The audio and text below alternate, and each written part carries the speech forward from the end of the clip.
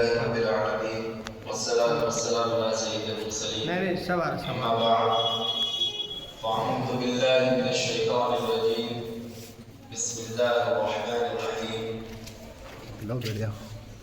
تبارك الذي بيده الملك وهو على كل شيء قدير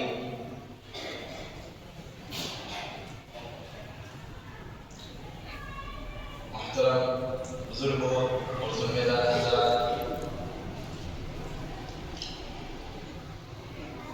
اللہ رب العزت کا احسان ہوا اور کرم ہوا کہ اللہ تعالیٰ نے ہمیں یہاں دین کی نسبت سے، دین کی محبت سے، دین کی غیرت سے جمع کیا. ہم یہاں اکٹھے ہوئے. ماشاءاللہ ہر سال کی طرح مکتب ابو ہریرہ اور مکتب عائشہ جتنے بھی عالم کے مکاتب ہیں ان کے امتحان لینے کا شرف حاصل ہوا. ماشاءاللہ جتنے بھی طلباء اور طالبات ہیں یہ ہمارے آرون شہر کے چراغ ہیں اور ان چراغوں میں تیل ڈالنے کا کام ہم سب ہیں جو مدرسے میں پڑھانے والے اساتذہ کرام اور معلمات اور ذمہ دار حضرات جو کمیٹی ہے اس کو چلا رہی ہے منظم طریقے سے. یہ سب اس میں تیل ڈالنے میں شامل ہیں اور اس کا بدلہ اور اس کی جزا اللہ تعالیٰ ان کو کل آخرت میں دے، کیونکہ اس دین کا بدلہ اور اس کی دین کی اجرت، اس دین کی خدمت کی اجرت کوئی ہم کو عطا نہیں کر سکتا. اس کا جزائے خیر جو اللہ کو کل آخرت میں ہمیں مل کر رہے گا، کیونکہ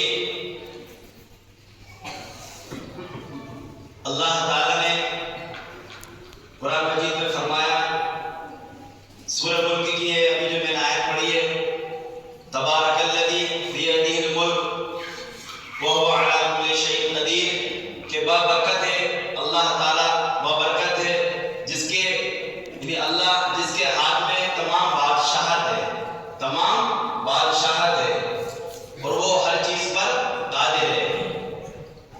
وہو علی کل شیء قدیر، وہ ہر چیز پر کیا ہے؟ قادر ہے.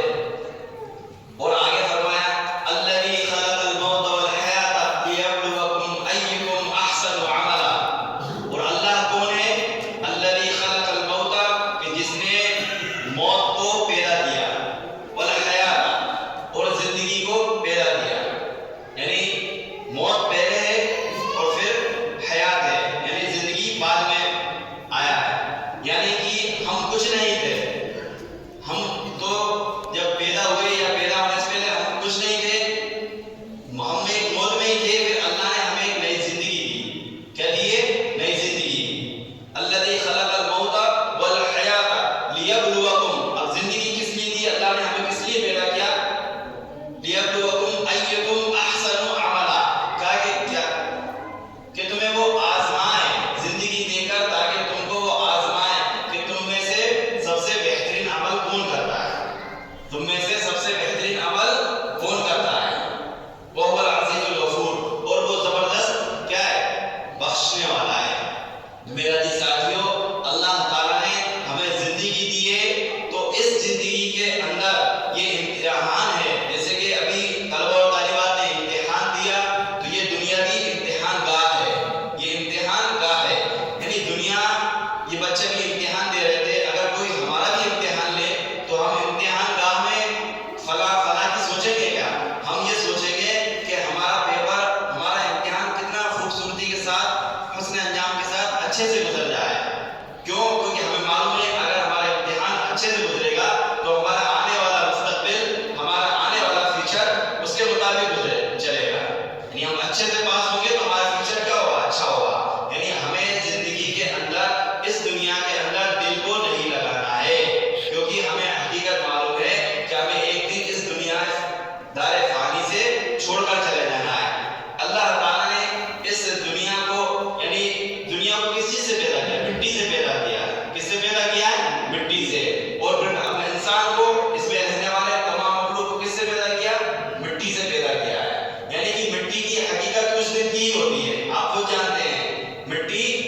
سے جو چیز بنائی جاتی ہے وہ فوری طور پر ہی ہوتی ہے، تو اس دنیا کو بھی مٹا دیا جائے گا اور اس میں رہنے والے جو ہم مٹی سے بنے ہیں اس کو بھی مٹا دیا جائے گا. سب کو موت اٹل ہے، موت کا آنا اٹل ہے، ہم کو موت دی. تو اس کے بعد جو زندگی ہوگی وہ آخرت کی زندگی ہے اور وہ ہمیشہ رہنے والی زندگی ہے. یعنی ابھی یہ ہمارا امتحان گاہ چل رہا ہے، اب امتحان کا نتیجہ جو آئے گا اگر ہم اچھے عمل کریں گے تو ہمارا نتیجہ کیا کہاں پر ملے گا ہمیں؟ اگر ہمارا نتیجہ ہم کامیاب ہوئے اچھے عمل کے ساتھ تو ہمیں جنت کے اندر اچھا مقام ملے گا، جنت ملے گی. اور ہمارا امتحان خراب ہوا اس دنیا کا تو ہمیں کیا اللہ جہنم میں ڈالے کوئی وہ بھی ہمارے اعمال کی وجہ سے. تو اللہ تعالیٰ نے موت کو پیدا کیا اور زندگی کو پیدا کیا کیا کہ تمہارے اعمال سے تمہیں جانچے پرکھیں کہ تم کتنے خوبصورتی کے ساتھ اس دنیا میں اچھے عمل کریں. تو میرے بھائیوں، میرے عزیزوں، میرے ساتھیوں، اللہ کے رسول صلی اللہ علیہ وسلم نے ارشاد فرمایا کہ جب بندہ فوت ہو جاتا ہے تو اس کے نامہ اعمال بند کر دیے جاتے ہیں اور اس کی زندگی کیا ہو جاتی ہے؟ ختم ہو جاتی ہے، سوائے تین چیزوں کے. ایک وہ کام، تین کام بتائیں.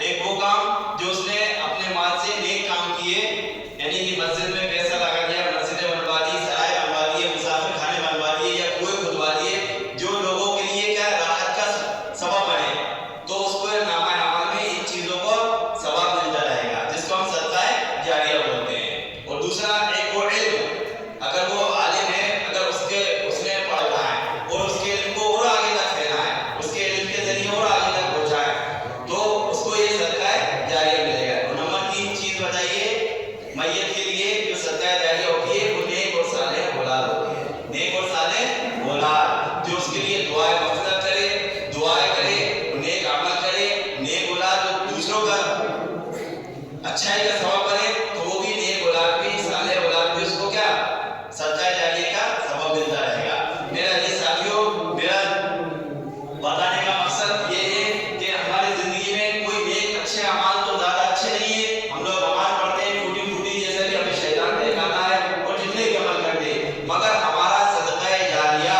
اس دنیا سے فنا ہونے کے بعد جو جاری رہے گا انشاءاللہ یہ ہمارے دینیات کے مکاتب ہیں. ہمارے دینیات کے کیا ہیں؟ مکاتب ہے. ہم ایک اچھی نسل کو پیدا کر رہے ہیں دین کی طرف. کس کی طرف؟ دین کی طرف. میرے بھائیوں، ہمارا اور آپ کا کوئی رشتہ نہیں ہے. ہم یہاں صرف کس لیے آئے؟ صرف اور صرف دین کی نسبت سے آئے. اللہ رسول صلی اللہ علیہ وسلم نے فرمایا کہ 7 لوگ آخرت کے دن، قیامت کے دن اللہ کے عرش کے سائے میں رہیں گے. زیادہ لمبا وقت تو ہے نہیں، مگر ان میں سے ایک شخص وہ بھی ہے، ان 7 میں سے وہ شخص جو اللہ کے لیے لوگوں سے ملتا ہو، اللہ کے دین کے لیے لوگوں سے جڑتا ہو اور جو اللہ کے دین کے لیے کیا ہو لوگوں سے محبت کرتا ہو. تو ہمارا اور آپ کا مقصد ہم کس لیے جڑے ہیں؟ یا صرف اللہ کے دین کے لیے. ہم ہماری کسی سے یہاں دوستی نبھانے نہیں آئے، نہ آپ لوگ ہم سے کسی سے رشتہ داری نبھا رہے ہیں. ہمارا یہاں جڑنا جو ہوا ہے اس دین کی خدمت کے لیے ہوا ہے، اس دین کی محبت کے لیے ہوا ہے کہ ہم سے کچھ فائدہ ہو جائے اور ہمیں آپ سے کچھ فائدہ ہو جائے. اور ماشاءاللہ ہم ایسی نسل تیار کر رہے ہیں، اگر اس میں آپ اسی طرح محنت کرتے رہیں گے تو انشاءاللہ یہ طلباء اور طالبات جو علم حاصل کر رہے ہیں کل آپ کے لیے مرنے کے بعد صدقہ جاریہ بنیں گے.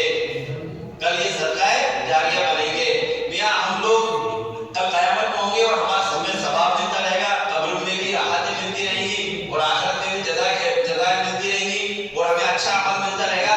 ہم خود اللہ سے تعجب ہو کر سوال کریں گے، یا اللہ اتنے اچھے اعمال تو نہیں کیے ہم نے دنیا کے اندر، ہمیں کس چیز کا یہ اتنا اچھا بدلہ مل رہا ہے؟ تو انشاءاللہ کل اسی محنت کا ہمیں انشاءاللہ اللہ پر یقین ہے. اسی بچوں کو نسل جو ہم دین کے لیے تیار کر رہے ہیں، انہی کے جو پڑھتے ہیں، پڑھ کر سناتے ہیں اور آگے سے یہ سلسلہ جاری رہے گا. انہی کی نیکیاں ہم کو انشاءاللہ ملتی رہیں گی.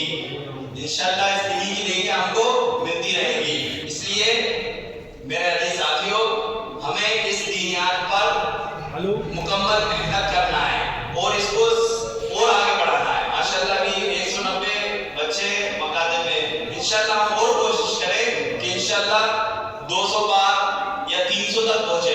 ماشاءاللہ آرون شہر بہت بڑا ہے، کافی تعداد بھی ہے. ماشاءاللہ کم از کم 1000 بچے تو ہوں گے یہاں جو تعلیم حاصل کر سکتے ہیں. ہماری پوری کوشش کریں، ہم یہ پوری کوشش کریں کہ دینیات مکتب میں پورے آرون شہر کے زیادہ سے زیادہ بچے کو ہم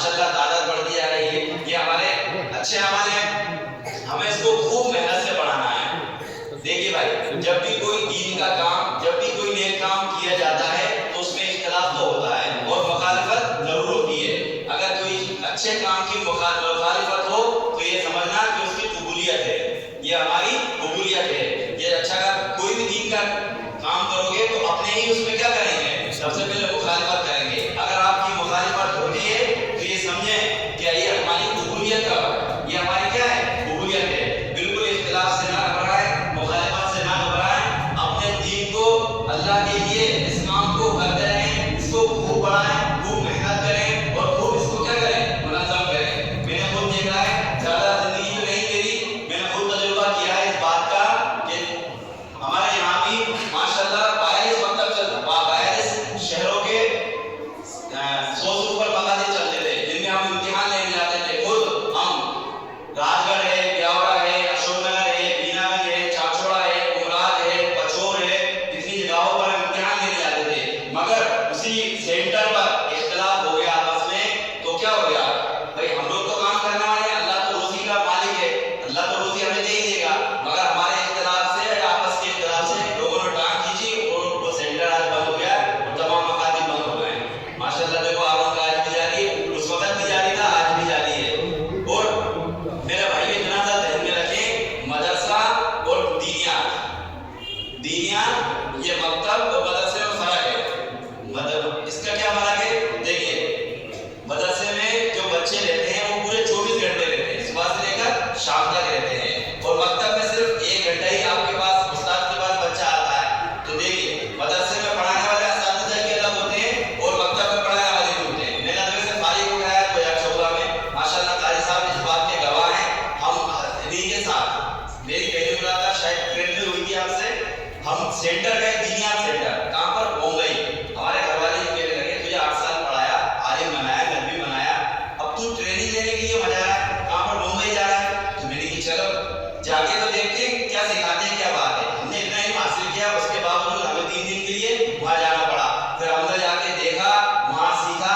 ماشاءاللہ ہمارے جتنے بھی ساتھی ہیں ماشاءاللہ سب ممبئی جا چکے ہیں. تو 3 4 مولانا صاحب بھی گئے اور ہمارے راجا صاحب بھی گئے. سب لوگ کہاں گئے, ممبئی سیکھنے کے لیے, ٹریننگ سیکھنے کے لیے گئے. یعنی مدرسے کا ایک استاد بچے کو 24 گھنٹے پڑھاتا ہے, اس کو سکھاتا ہے, مگر ہم کو صرف 1 گھنٹے کے اندر اس بچے کو تمام تعلیمات سے کیا کرانا ہے, آشنا کرانا ہے, سکھانا ہے. یعنی 1 گھنٹے کا آپ کو وقت ہے, اس میں آپ کو پوری چیزیں سکھانا ہے.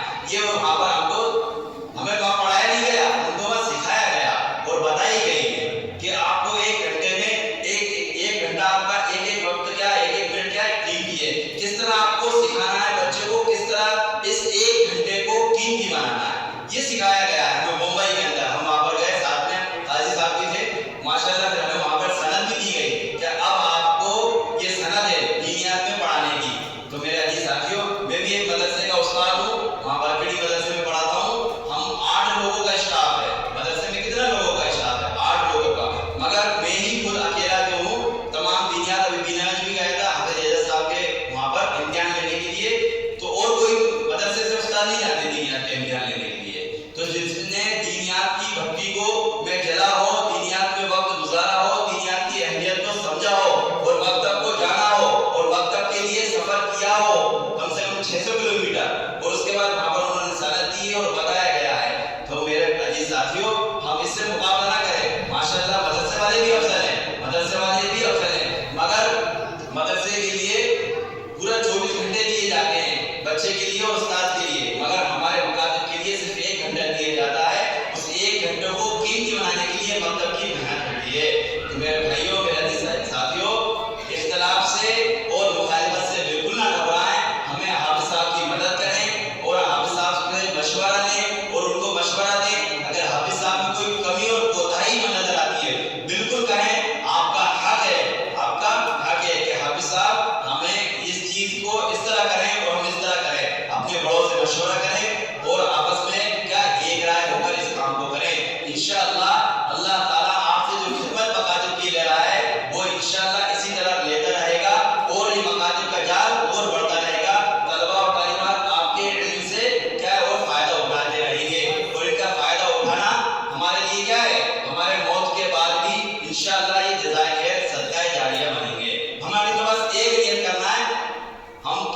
چیزیں برداشت کرتے ہیں ٹھیک ہے، ہمارا صدقہ